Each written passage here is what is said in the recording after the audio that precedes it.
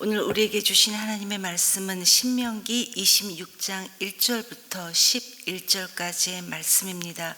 저와 여러분이 한 절씩 교독하시고 마지막 절 11절은 함께 읽도록 하겠습니다.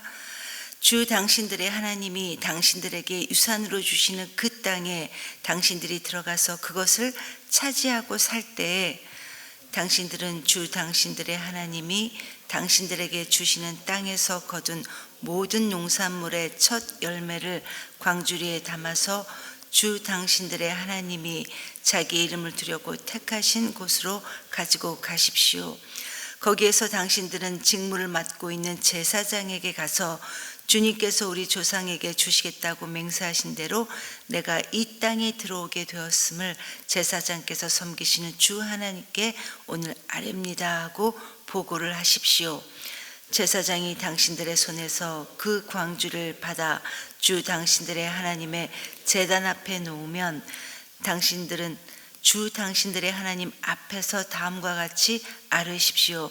내 조상은 떠돌아다니면서 사는 아람 사람으로서 몇 안 되는 사람을 거느리고 이집트로 내려가서 거기에서 몸부쳐 살면서 거기에서 번성하여 크고 강대한 민족이 되었습니다.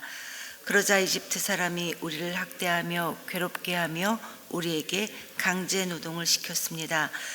그래서 우리가 우리 조상이 하나님께 살려달라고 부르짖었더니 주님께서 우리의 울부짖음을 들으시고 우리가 비참하게 사는 것과 고욕에 시달리는 것과 억압에 짓눌려 있는 것을 보시고 강한 손과 편팔로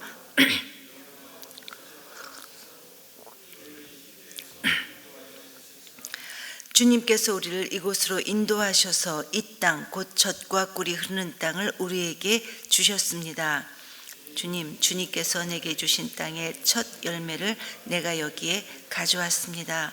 그리고 당신들은 그것을 주 당신들의 하나님 앞에 놓고 주 당신들의 하나님께 경배드리고 레위 사람과 당신들 가운데서 사는 외국 사람과 함께 주 당신들의 하나님이 당신들과 당신들의 집안에 주신 온갖 좋은 것들을 누리십시오. 아멘. 여러분, 요즘 우리가 살펴보고 있는 이 신명기에는 출애굽한 이스라엘 백성들이 드디어 긴 광야의 여정을 끝내고 이제 곧 가나안 땅에 들어가서 그들이 지켜야 될 하나님의 율법, 그들이 하나님의 선민으로서 지켜야 될 여러 가지 규례들이 나옵니다. 이 규례들을 모아놓은 책이 바로 요즘 우리가 살펴보고 있는 신명기입니다. 그 가운데 하나가 바로 오늘 본문에 나오는 토지 소산물, 즉 그들이 농사지은 모든 농산물의 첫 열매에 대한 규례입니다.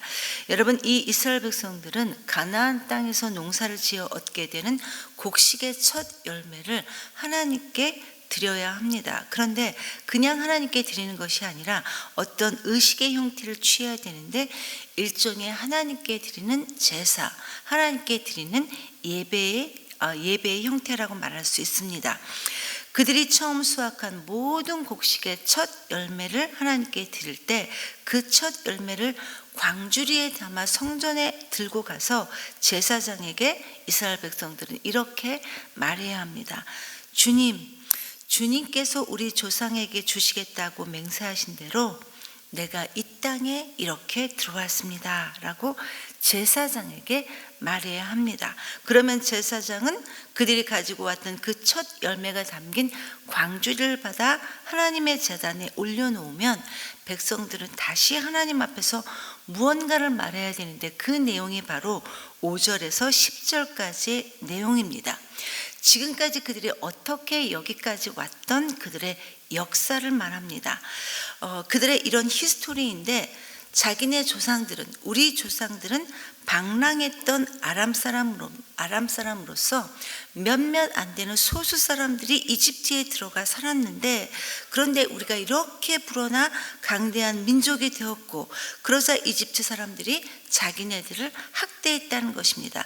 그래서 하나님께 자기네 조상들이 하나님 살려주십시오 이렇게 간절히 부르짖고 기도했더니 하나님께서 그 강한 손과 편팔로 자기네 조상들을 해방시켜 출애굽 사업하게 해주셨고, 이제는 이렇게 젖과 꿀이 흐르는 비옥한 땅인 이 가나안 땅으로 하나님께서 우리 모두를 인도해 주셨습니다 라는, 하나님께서 친히 그들과 동행해 주시고 그들을 지켜주셨던, 함께 해주셨던 그들의 역사를 말해야 했습니다. 즉 자기네들의 조상들을 밝히면서 그들이 어떻게 이렇게 큰 민족을 이루었는지를 밝히는 문장입니다.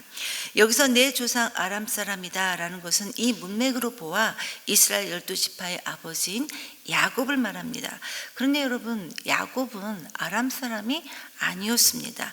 그러나 그럼에도 불구하고 이 야곱을 아람 사람이다 이렇게 불렀던 것은 아마도 그가 아람 사람이었던 레아하고 라헬과 결혼해서 밧다마람이라는 지방에서 20년 동안이나 거주했고, 또 그의 어머니 리브가 역시 밧다나람 출신이었기 때문에 사람들이 이렇게 여긴 것으로 학자들은 추측하고 있습니다.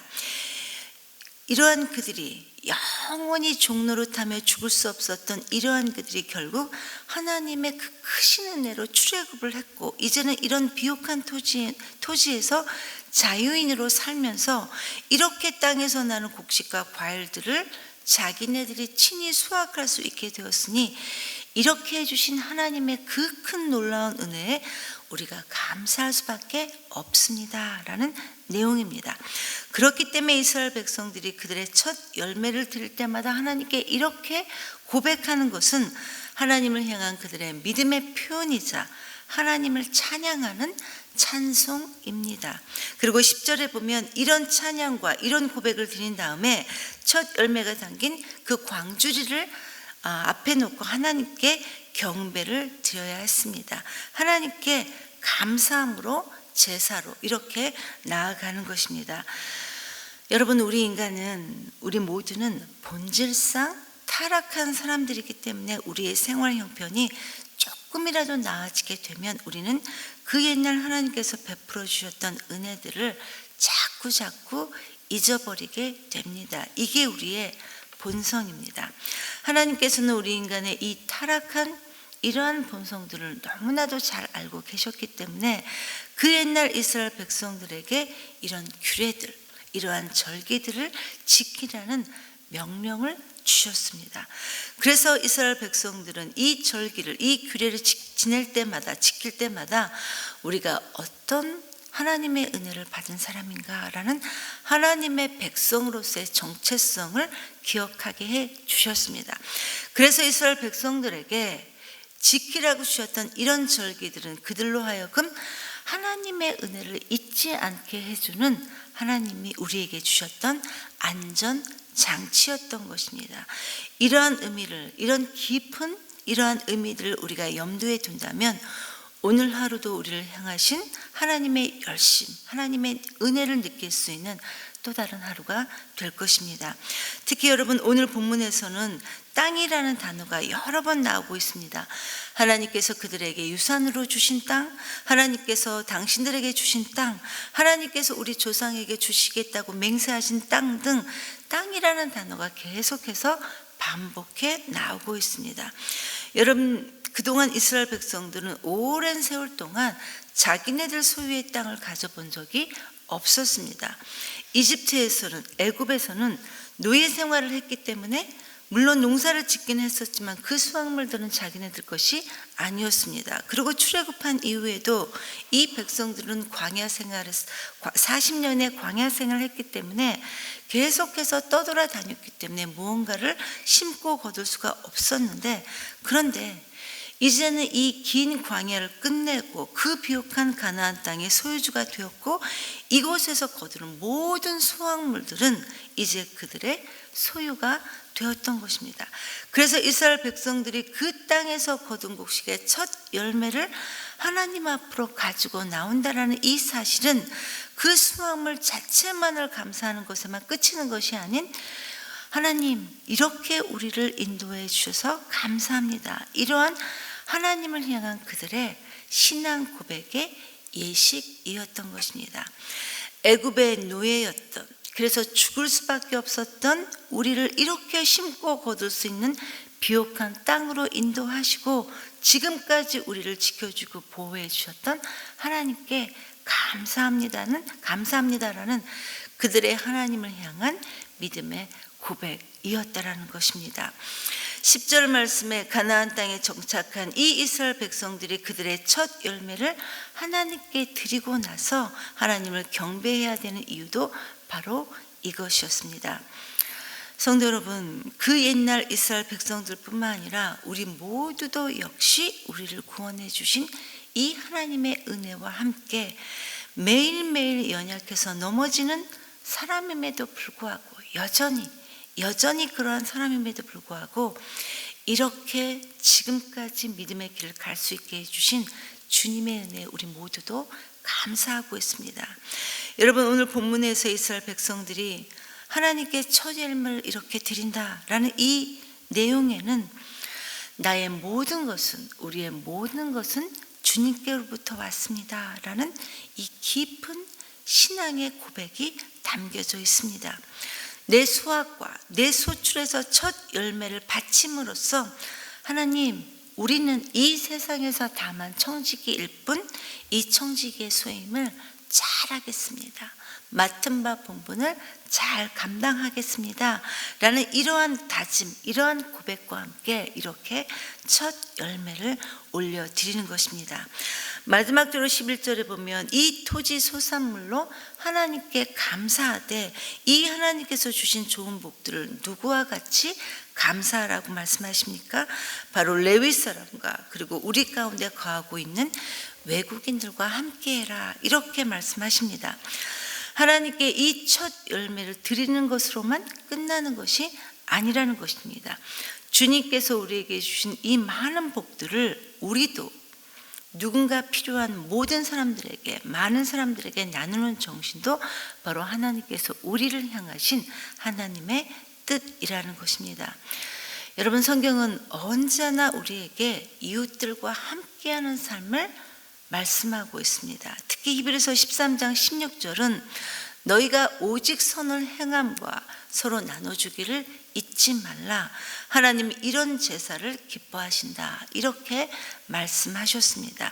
이 제사가, 하나님께서 기뻐하시는 이 제사가 바로 오늘 본문에서 말씀하셨던 주님의 백성들이 지켜야 되는 규례입니다. 요즘 저희 집에서 자주 말하고 있는 것 가운데 하나가, 어떻게 우리가 여기까지 올 수 있었을까? 지금 생각해 보면 정말 아찔한 순간들, 우리 가정의 위기의 순간들이 정말 많았었는데, 그럼에도 불구하고 하나님께서 우리의 수치를 가려주시고 우리를 보호해 주시고 지켜주셔서 하나님께서 우리로 하여금 여기까지 오게 해주셨다, 정말 감사하다라는 이야기를, 고백을 참 자주 하게 됩니다. 그런데 이렇게 진심으로 하나님께 감사의 고백을 하면서도 또 우리의 감정을 따라 시시때때로 넘어지고 자빠지고를 저희가 반복하고 있더라고요. 그런데 여러분, 이게 우리의 인생인 것 같습니다. 하나님께서 이런 우리 모두를 긍휼히 여겨주시기를 간절히 기도할 뿐입니다. 성도 여러분, 우리 모두는 어느 한 날도 하나님께 감사하지 않은 날이 없습니다. 아침에 눈을 뜨면 이렇게 새로운 날을 하나님께서 주신, 하나님께 우리에게 주신 감사, 이 날을 감사하고, 또 저녁이 되어 잠자리에 들게 되면 비록 넘어졌다 하더라도 그럼에도 불구하고 이렇게 신실하게 인도해 주신 하나님께 감사합니다. 우리 모두는 많이 부족한 사람들이지만, 그러나 저와 여러분, 우리의 모든 날이 하나님께 감사하며 하나님을 기뻐하는 날들로 살아갈 수 있기를 간절히 기도합니다. 그래서 우리의 남은 평생이 하나님을 기뻐하고 하나님을 기뻐하는 이것이 우리의 힘이 될 수 있는 이런 날들로 살아갈 수 있게 되기를 기도합니다. 이 시간 말씀을 기억하면서 하나님께 기도했으면 좋겠습니다.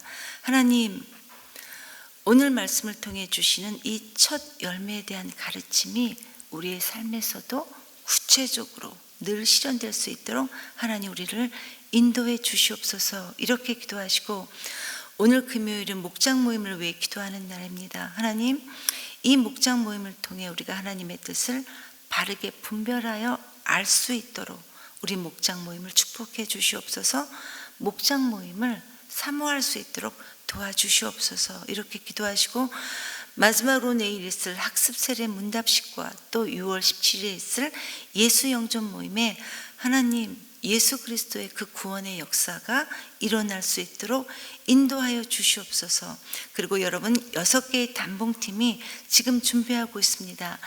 준비 일정부터 사역을 마무리하는 날까지 성령님 함께 해주시고 성령님께서 친히 인도하여 주시옵소서. 이렇게 기도하시고 각자 개인 기도하시고 돌아가시겠습니다.